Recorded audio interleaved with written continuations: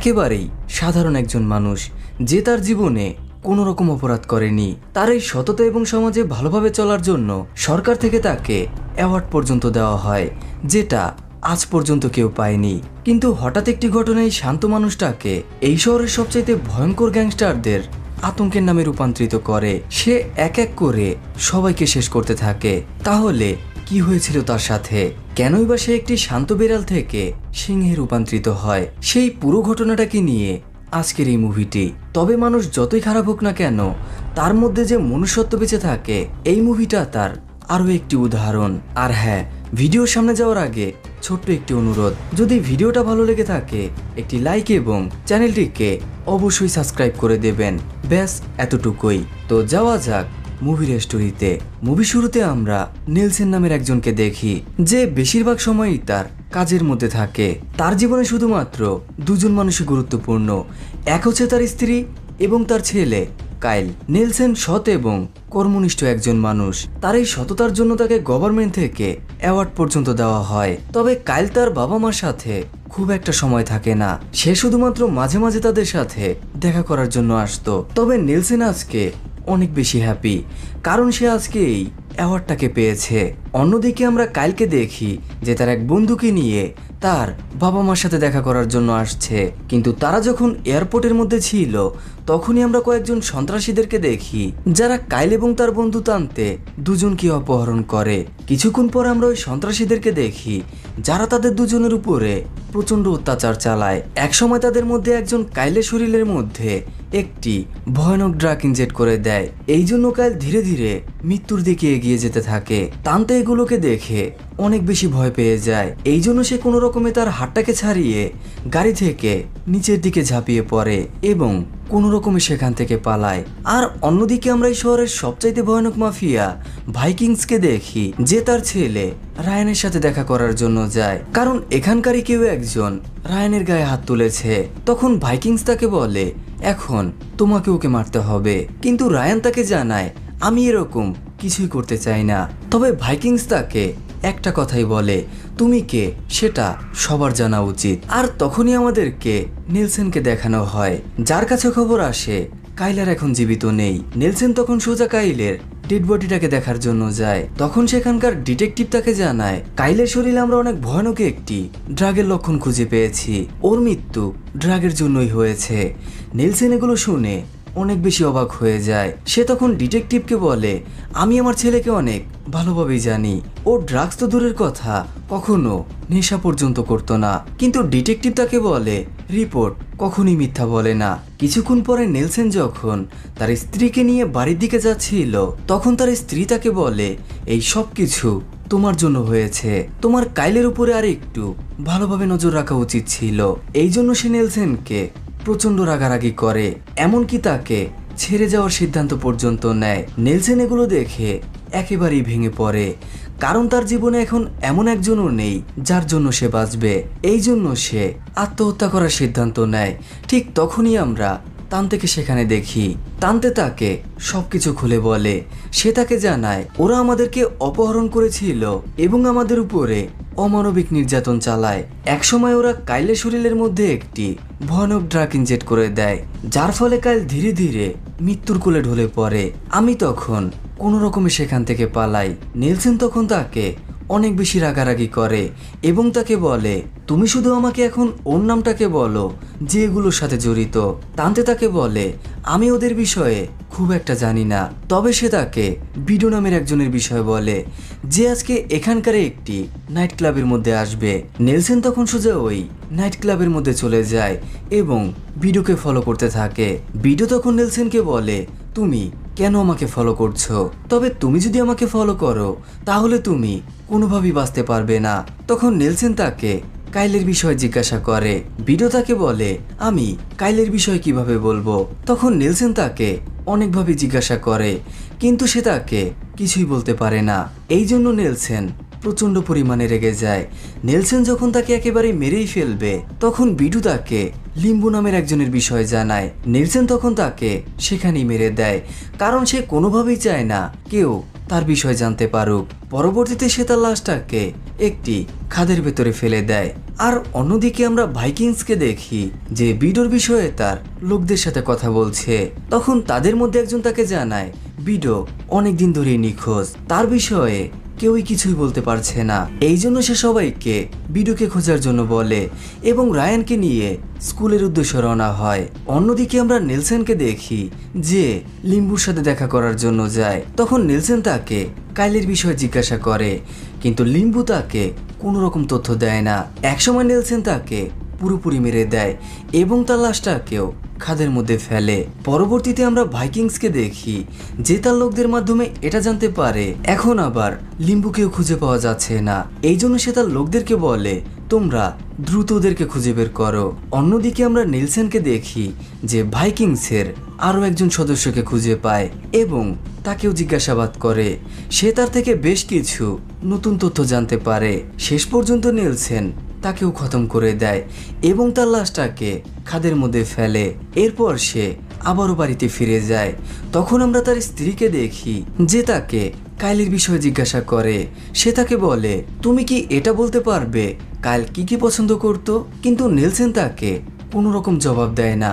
সে চুপ করে অন্যত্র সরে যায়। অন্যদিকে আমরা ভাইকিংসের এক্স ওয়াইফকে দেখি যে তার সাথে দেখা করার জন্য আসে। সে তাকে জানায় আমি আমার ছেলেকে ফেরত চাই, আমি তাকে আমার সাথে নিয়ে যাব।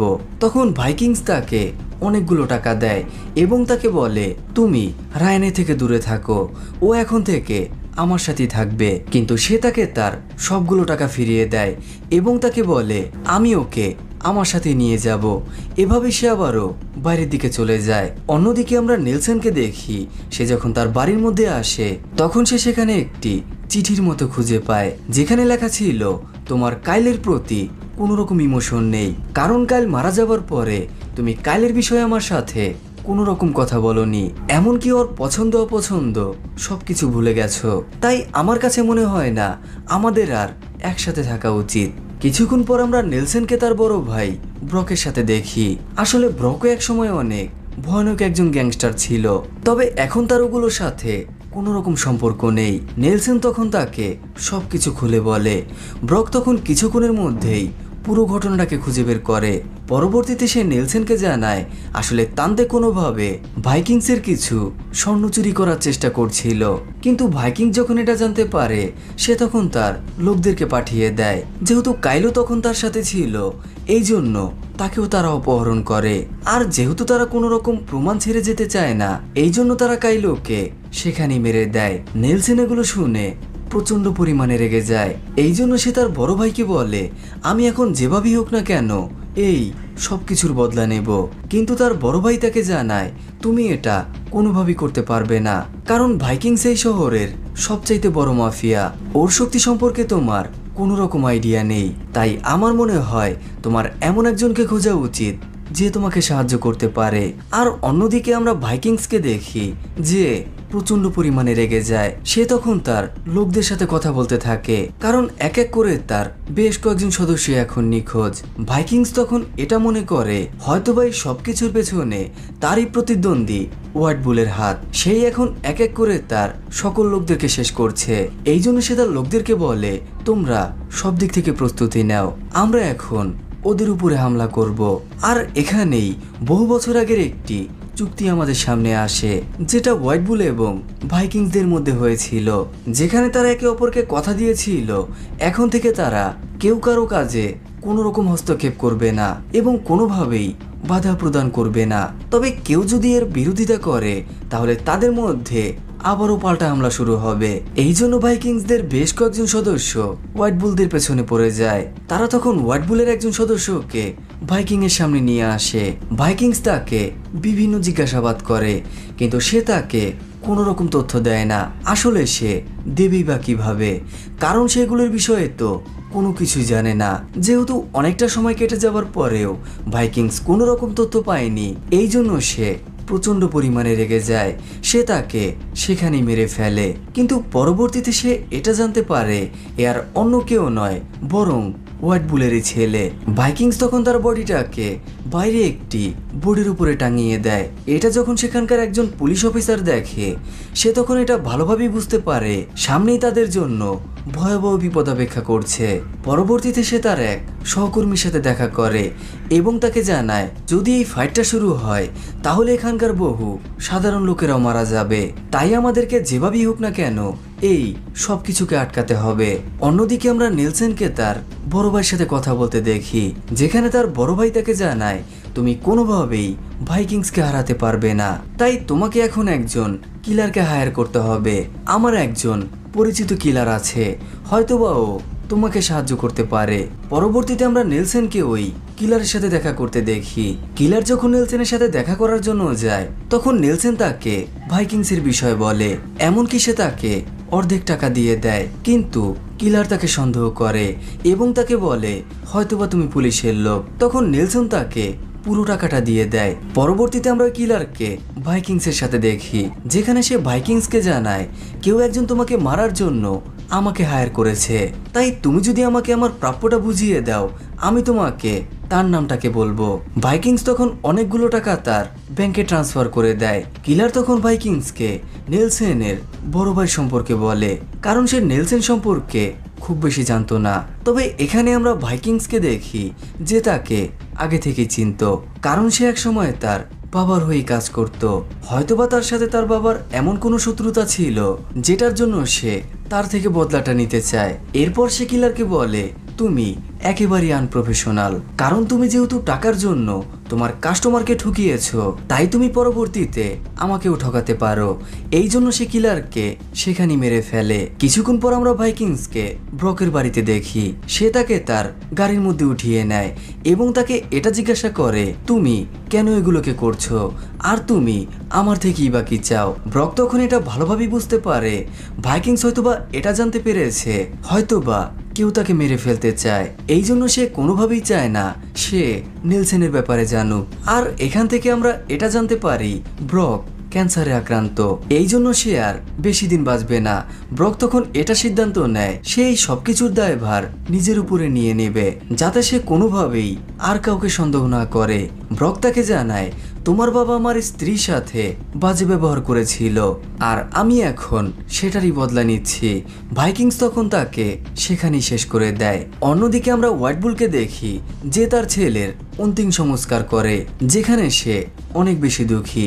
সে তখন তার লোকদেরকে বলে ভাইকিংসের বাবা আমার সাথে একটি চুক্তি স্বাক্ষর করেছিল, যেখানে আমরা একে অপরকে কথা দিয়েছিলাম আমরা কেউ কারো উপরে কখনই হামলা করব না, কিন্তু ভাইকিংস আমার ছেলেকে হত্যা করেছে, তাই আমি এখন ওর ছেলের লাশ দেখতে চাই। আর অন্যদিকে আমরা নেলসনকে দেখি যে এখনো ভাইকিংসের বিষয়ে বিভিন্ন ডেটা কালেক্ট করছে, সে তখন ব্রায়ানের সম্পর্কে জানে। অন্যদিকে আমরা ভাইকিংসকে দেখি যে এখন এটা বুঝতে পারে হোয়াইট বুল তাদের উপরে কোনো রকম হামলা চালায়নি, আর যেহেতু সে তার ছেলেকে হত্যা করেছে তাই হোয়াইট বুল এখন তার ছেলের পেছনে আসবে। এই জন্য সে তার কাছের একজন লোককে মেরে দেয় এবং তার আরেক লোককে বলে তুমি এখন এর মাথাটাকে নিয়ে হোয়াইট বুলের কাছে যাবে এবং তাকে এটা বলবে তোমার ছেলেকে এই হত্যা করেছিল। কিন্তু যখনই এটা ভাইকিং জানতে পারে সে তাকে সেখানেই শেষ করে দেয়, আর এতে করে আমাদের মধ্যে কোনো রকম শত্রুতা তৈরি হবে না। ভাইকিংস তখন হোয়াইট বুলকে কল করে এবং তাকে সবকিছু খুলে বলে। আর অন্যদিকে আমরা হোয়াইট বুলকে দেখি সে তখন তার ওই লোকটাকে থামিয়ে দেয় যে ভাইকিংসের ছেলেকে মারার জন্য স্কুলের দিকে যাচ্ছিল। কিছুক্ষণ পর আমরা ভাইকিংসের সদস্যকে দেখি যে ওই মাথাটাকে নিয়ে হোয়াইট বুলের সাথে দেখা করে এবং তাকে জানায় এই তোমার ছেলেকে হত্যা করেছে, এর মধ্যে ভাইকিংসের কোনো সম্পর্ক নেই। কিন্তু এখানে আমরা হোয়াইট বুলকে দেখি যে তাকেই শেষ করে দেয় এবং তার লোকদেরকে বলে ছেলের পরিবর্তে ছেলে, এভাবেই তার লোকদেরকে আবারও স্কুলের দিকে পাঠিয়ে দেয়। অন্যদিকে আমরা ডিটেকটিভ কিমকে দেখি সে যখন কাইলের ডেথ রিপোর্টটাকে দেখে সেটা ভালোভাবেই বুঝতে পারে কাইল কখনোই ড্রাগ নিত না, কেউ একজন তাকে ড্রাগ দিয়ে হত্যা করেছে। এই জন্য সে নেলসনের সাথে দেখা করে এবং তাকে বলে আমার কাছে মনে হয় না কাইল কখনোই ড্রাগ নিত, হয়তোবা সে হত্যার শিকার। এই জন্য আমি চাই আপনি আমাকে সাহায্য করুন যাতে আমি এই পুরো বিষয়টা সবার সামনে নিয়ে আসতে পারি। কিন্তু নেলসন তাকে বলে আমি এগুলির বিষয়ে কিছুই জানি না। অন্যদিকে কাইলও এখন বেঁচে নেই, তাই আমরা যা কিছুই করি না কেন কাইল কখনই আমাদের মাঝে ফিরে আসবে না। এটা শুনে কিমু সেখান থেকে চলে যায়। পরবর্তীতে আমরা লেনসেনকে রায়ানের স্কুলের মধ্যে দেখি, যেখানে সে রায়ানকে জানায়, তোমার বাবা আমাকে এখানে পাঠিয়েছে, তাই তুমি এখন আমার সাথে যাবে। প্রথম দিকে রায়ান তাকে কিছুটা সন্দেহ করলেও লেনসেন তাকে এটা বিশ্বাস করায় যে সে তাদেরই একজন লোক। তারা যখন গাড়ির মধ্যে ওঠে তখনই আমরা সেখানে হোয়াইট বুলের একজন সদস্যকে দেখি। সে যখন তাদেরকে ফলো করতে শুরু করে তখন নেলসন তাকে কোনো রকমে ফাঁকে দিয়ে পালায়। আর অন্যদিকে আমরা ভাইকিংসকে দেখি, যার কাছে এটার ইনফরমেশন আসে যে কেউ একজন রায়ানকে কিডন্যাপ করেছে। এই জন্য সে প্রচন্ড টেনশনের মধ্যে পড়ে যায়। আর তখনই আমরা তার স্ত্রীকে দেখি, যে তাকে জানায়, তোমার সাহস কি করে হলো রায়ানকে আমার থেকে দূরে সরিয়ে দেওয়ার। ভাইকিংস তাকে বলে, আমি ওকে সরাইনি, তবে যেই আমার কাছ থেকে আমার রায়ানকে ছিনিয়ে নেওয়ার চেষ্টা করেছে আমি ওকে কোনোভাবেই বাঁচতে দেব না। আর অন্যদিকে আমরা হোয়াইট বুলের সদস্যদেরকে দেখি, যারা ভাইকিংসের আরো একজন লোককে শেষ করে দেয়। অন্যদিকে হোয়াইট বুল ওই সকল জায়গাগুলোতে ভালোভাবে নজর রাখছিল যেখানে ভাইকিংস নিয়মিত আসা যাওয়া করে। তবে অন্যদিকে আমরা নেলসনকে দেখি যে রায়ানকে তার ছেলের মতো ট্রিট করছিল। সে তার সাথে কোনো রকম খারাপ বিহেভিয়ার করে না। তখন রায়ান তাকে জিজ্ঞাসা করে, তোমার পরিবারে কে কে আছে? নেলসন তাকে বলে, আমি একাই এখানে থাকি। পরবর্তীতে আমরা নেলসনকে রায়ানের জন্য ডিনার বানাতে দেখি। ডিনার শেষে নেলসন তাকে কাইলের রুমটাতে নিয়ে যায় এবং তাকে বলে, এটা আমার ছেলের রুম, তবে আজ থেকে তুমি এখানে থাকবে। তখন রায়ান তাকে বলে, তুমি কি আমাকে গল্প শোনাতে পারবে? তখন নেলসন তাকে ওই স্টোরিগুলো শোনায় যেগুলো সে এক সময় কালকে শোনাতো। আর অন্যদিকে আমরা হোয়াইট বুলকে দেখি যে তার ছেলেকে অনেক বেশি মিস করছে। এই জন্য সে ওয়াদা করে সে যেভাবেই হোক না কেন ভাইকিংকে শেষ করে ফেলবে। আর অন্যদিকে আমরা স্কুলের একজন ইনচার্জকে দেখি যে ভাইকিংসের সাথে দেখা করার জন্য যায়। ভাইকিংস তখন তাকে রায়ানের ব্যাপারে জিজ্ঞাসা করে। তখন ওই ইনচার্জ তাকে জানায় রায়ানকে নেলসন নামের একজন নিয়ে গেছে। ভাইকিং তখন এটা ভালোভাবে বুঝতে পারে যে সবকিছুর পেছনে নেলসনই জড়িত। এই জন্য সে নেলসনকে শেষ করার সিদ্ধান্ত নেয়। আর অন্যদিকে আমরা নেলসনকে দেখি যে ভাইকিংকে কল করে এবং তাকে বলে, তোমার ছেলে এখন আমার হাতে বন্দি, তাই তুমি যদি ওকে জীবিত দেখতে চাও তাহলে তুমি একা আমার সাথে দেখা করবে। ভাইকিংও রাজি হয়ে যায়। কিন্তু পরবর্তীতে আমরা ভাইকিং এবং তার বাকি সদস্যদেরকে দেখি যারা নেলসনের পুরো বাড়িটাকে তন্ন তন্ন করে খুঁজছে, কিন্তু তারা তাদেরকে কোথাও খুঁজে পায় না। অন্যদিকে আমরা নেলসনকে দেখি যে রায়ানকে নিয়ে তার ট্রাকে করে ঘুরে বেড়াচ্ছে। তখনই সেখানে পুলিশের একটি গাড়ি আসে। পুলিশ অফিসার তখন তাকে রায়ানের ব্যাপারে জিজ্ঞাসা করে। নেলসন তাকে জানায়, ও আমার ভাতিজা। পুলিশ অফিসার তখন নেলসনকে বলে, আমি অনেকগুলো গাড়িকে তোমার বাড়ির মধ্যে দেখে আসলাম। নেলসন তখন এটা ভালোভাবে বুঝতে পারে ভাইকিং এখানে একা আসেনি, ও পুরো গ্যাংটাকেই নিয়ে এসেছে। অন্যদিকে আমরা নেলসন এবং তার পুরো টিমটাকে দেখি যারা ওই বাড়িটাকে তন্ন তন্ন করে খুঁজে, কিন্তু তারা সেখানে তেমন কিছু খুঁজে পায় না। তারা একসময় নেলসনের ওই ট্রাকটা সম্পর্কে জানে, এই জন্য তারা দ্রুত সেদিকে চলে যায়। কিন্তু এখানে আমরা ভাইকিং এর একজন সদস্যকে দেখি যে হোয়াইট বুলের সাথে মিলিত। সে তখন হোয়াইট বুলকে এখানকার পুরো পরিস্থিতিটা সম্পর্কে জানায় এবং দ্রুত এখানে আসার জন্য বলে। অন্যদিকে আমরা ভাইকিংকে দেখি সে যখনই ওই ট্রাক্টরের কাছে যায় তখনই আমরা নেলসনকে দেখি যে তার উপরে বন্দুক তাক করে রেখেছে। সে যখনই তার উপরে ফায়ার করতেই যাবে তখনই রায়ান সেখানে চলে আসে। নেলসন তখন তাকে একটি রুমের ভেতরে নিয়ে যায় এবং তাকে বলে, আমি যতক্ষণ না পর্যন্ত বলবো তুমি কোনোভাবেই বাইরে বের হবে না। এভাবেই সে আবারও বেরিয়ে যায় ভাইকিংকে হত্যা করার জন্য। কিন্তু সে যখন ফায়ার করতেই যাবে তখনই আমরা ভাইকিং এর একজন সদস্যকে দেখি যে নেলসনের উপর বন্দুক তাক করে এবং তাকে সোজা ভাইকিংসের কাছে নিয়ে যায়। তখন ভাইকিংস তাকে রায়ানের ব্যাপারে জিজ্ঞাসা করে, কিন্তু তখনই আমরা হোয়াইট বুলের সদস্যদেরকে দেখি যারা তাদের উপরে অতর্কিত হামলা চালায়। আর এভাবেই সেখানে ভয়াবহ একটি ফাইট শুরু হয় যেখানে এক এক করে সবার মৃত্যু ঘটে। একেবারে শেষের দিকে ভাইকিং যখন পালানোর জন্য তার গাড়ির মধ্যে ওঠে তখনই আমরা নেলসনকে দেখি যে তার ট্রাক্টরের মাধ্যমে পুরো একটি গাছ ওই গাড়িটার মধ্যে ঢুকিয়ে দেয়, যার ফলে সে কোনোভাবেই সামনের দিকে যেতে পারে না। আর এই সুযোগটাকে কাজে লাগিয়ে হোয়াইট বুল ভাইকিং এর উপর হামলা চালায়, যেখানকার একটি বুলেট সোজা তার বুকের মধ্যে এসে লাগে। কিছুক্ষণের মধ্যেই পুলিশও সেখানে আসে। এদিকে আমরা নেলসনকে দেখি, সে যখন তার গাড়ির মধ্যে যায় তখনই হোয়াইট বুল সেখানে আসে। কিন্তু হোয়াইট বুল এটা ভালোভাবে বুঝতে পারে নেলসন একেবারেই সাধারণ একজন মানুষ, এই জন্য সে তাকে কোনো রকম ক্ষতি করে না।